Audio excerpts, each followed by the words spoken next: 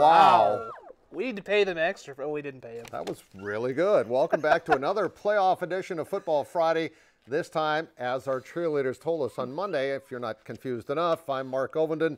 He's Zach Borg, and tonight's show is brought to you, as it always is all season long, by the Fun Zone at Pizza Ranch on 41st Street. And we're into the fun zone of the playoffs, as tonight was quarterfinal play in 5 of the 7 classes in South Dakota, and we start in the biggest of the 5 classes, 11A, top-ranked Madison Bulldogs hosting Chamberlain. First play from scrimmage for the Bulldogs, Mitch Hansen. He's going to bull his way over and through defenders on a 28-yard touchdown run at 7-0 Madison. Ensuing Cubs possession, now they're forced to punt. I'm going to get kind of blocked by the ref, but Dexter Nostrup flies in. Where's the ball? There it is. Squirting around. There it it's is. Still free.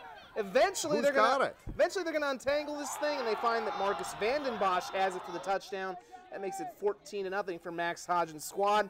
Barely even 5 minutes in, Hansen going deep. Brady Ballack is there for a 24-yard score.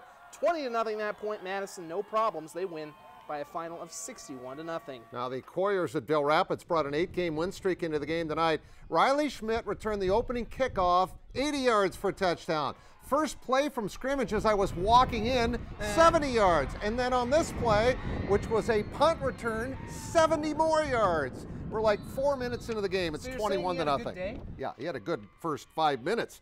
Jace Nelson then goes to the air as Riley Jurgensen is there to haul it in.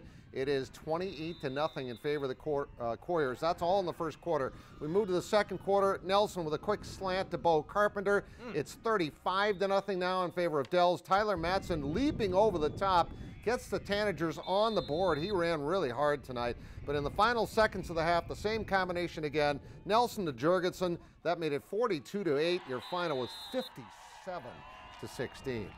Now this is Jim Utek's final season after 47 years of coaching high school football, 42 of those at West Central. Paul Heinert was in Hartford tonight to tell us what happened. Paul? Well, Mark, the Trojans are gunning for their 13th state title in the last 21 years.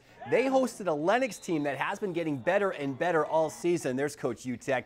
First quarter, this is going to be Jace Hanish with the option.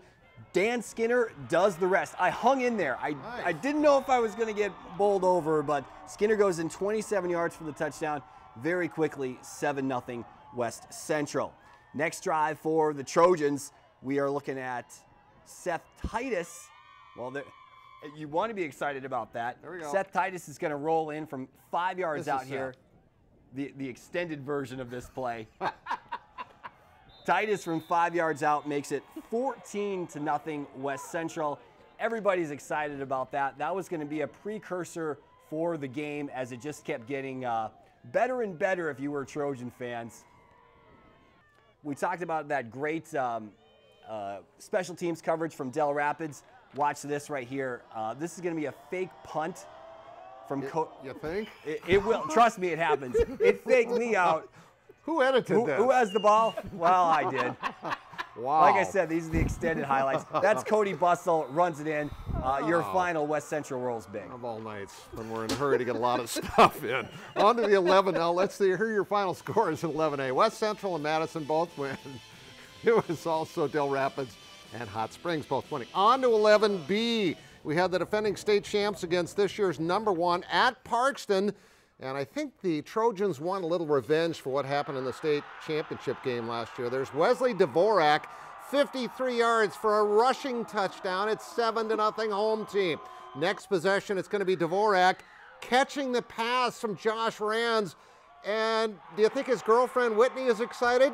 I think so. It's 14-0 now in favor of Parkston. After recovering a fumble, it's going to be Brady Reef catching the touchdown pass from guess who? Wesley Dvorak. It's 21-0. And then Dvorak catches another touchdown pass from Rands. That makes it 34-0. Watch number 10 does the rest. Well, let's them score. Your final score is 46-0. McCook Central Montrose, game of the night, 23-21. We talked about that at 6 o'clock and kind of not surprised by how great that game was. St. Thomas More and Groton area both win. On to the 9AA class, where the Blackhawks of Woonsocket, Wessington Springs, Sanborn Central hosted the Elks from Elkton Lake Benton. And right away, Ty Swenson breaks through for the block. He'll pick it up and go all the way to make it 16-0 Blackhawks. Austin Messmer going to up that advantage to 22. Zip with a 1-yard touchdown. And then that Blackhawk defense is going to step up. Landon Oshner gets the pick and is stopped immediately, but that's going to set up another big-time score. Nice catch on the tip ball right there. Leads to a Tucker Kingsbury 59-yard pass to Brady Teedy. He's had a great year, hasn't he? Yes, he has. And by the way, love those uniforms. This one was all Woonsocket, Wessington Springs, Sanborn Central, 42-14. Try to get that final for you on the Gregory game and the other 2 games in 9AA. Kimball White Lake upsetting Arlington tonight, and Dubrook over Garrettson 42-20.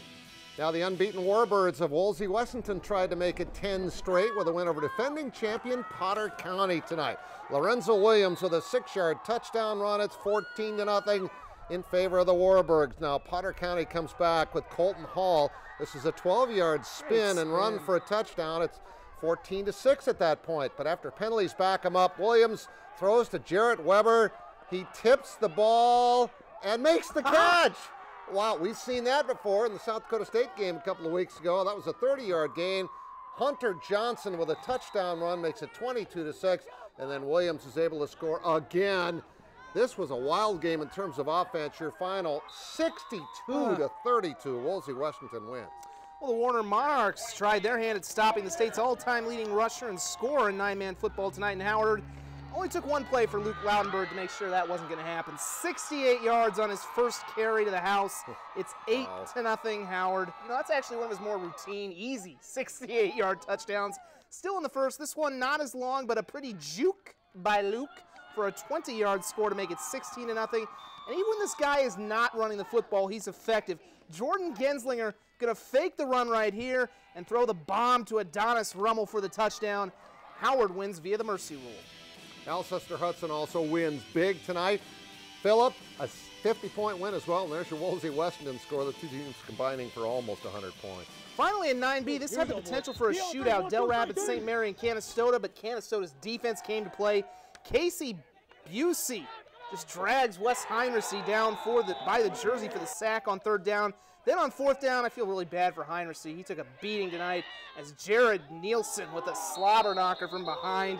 That would set this up. The Cards just had no answer for the Hawks offense. Nice fake on that handoff, and it's Jacob Buseman going all the way for the score. It was all Canistota. They win 52-6. Finally, the Hamlin Chargers ranked number 2 and winning all 9 games by an average of 46 points. I figured that out, by the way, earlier in the week. Did some math and said, Richmond degree. Yeah, that Richmond degree coming in handy. Brody Grantham takes it up the middle, goes 58 yards for the touchdown. Chargers on top early. Next series, it's the option. This time, Grantham keeps it. End zone, 16-yard touchdowns. It's 14-6.